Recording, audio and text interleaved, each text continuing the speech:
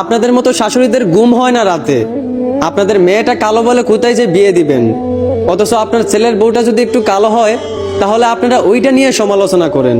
আপনাদের মেয়ের কষ্ট হবে বলে আপনারা আপনার মেয়ের শ্বশুর শাশুড়িকে খেজমত করতে মানা করেন, অথচ এইদিকে আপনার ছেলের বউ যদি আপনাদের খেজমতে একটু ভুল করে তাহলে আপনারা ওইটা নিয়ে বাড়াবাড়ি করেন।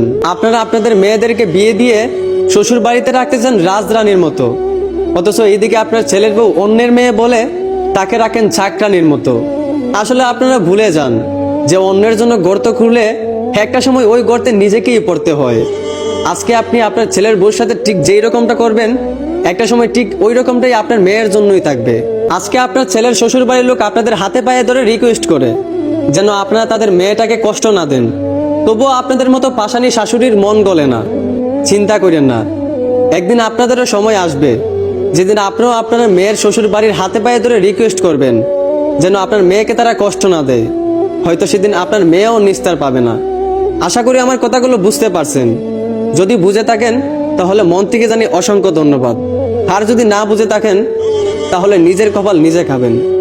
তারপর শেষে একটা কথা বলতে চাই, মনে রাখেন যার জন্য যা করবেন আপনার জন্য তা থাকবে, কারণ আল্লাহ ছাড় দেন, কখনো ছেড়ে দেন না।